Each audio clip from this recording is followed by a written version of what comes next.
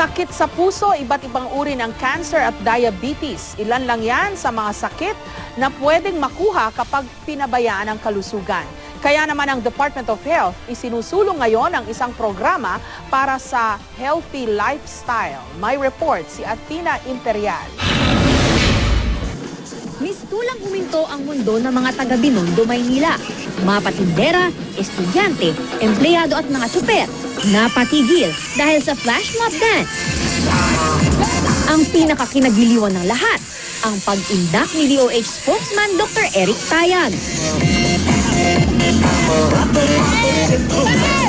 Bahagi ito ng kick-off ng kampanyang Pilipinas Go for Health ng Department of Health.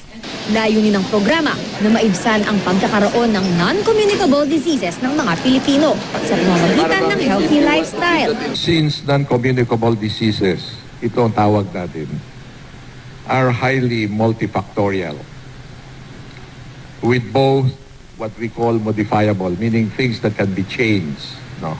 As well as non-modifiable risk factors, meaning meron talaga mga taong may congenital problem with their metabolism of cholesterol. We therefore have to understand what is the Pinoy lifestyle. Ang Pilipinas Go for Health ay nakatuon sa 4 na health habits.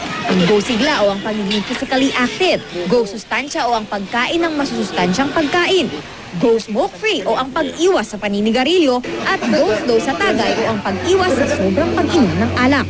Sa tala ng DOH, 10 Pilipino ang namamatay kada oras dahil sa paninigarilyo. Sa pag-aaral naman ng Food and Nutrition Research Institute o FNRI, dumoble ang obesity rate ng mga kabataan mula noong 1993 hanggang 2005. 20% naman ng adult Filipinos ay obese at hypertensive. Sa pag-aaral din ng FNRI, ito lamang sa kada 100 Filipino adults ang nag-e-ehersisyo ng 3 hanggang 4 na beses sa isang linggo. Kaya di na raw katakatakang marami ang may sakit sa puso, diabetic, nade-depress at iba pang karamdaman. What Asek Tayag showed you is really a very good stretching exercise. As our young athletes will tell you, they always start with stretching. And with sabayan mo na kaunting sayaw, probably, and you do it for about, say, 10 minutes, that in essence actually is already a very good form of exercise. Nagpakita rin ng suporta sa programang ito ang Kapuso Stars na si Luis de los Reyes at Alden Richards.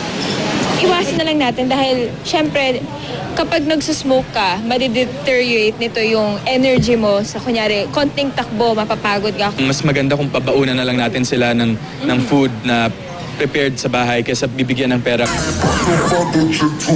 Pilipinas, Go for Health! Athena Imperial, GMA News.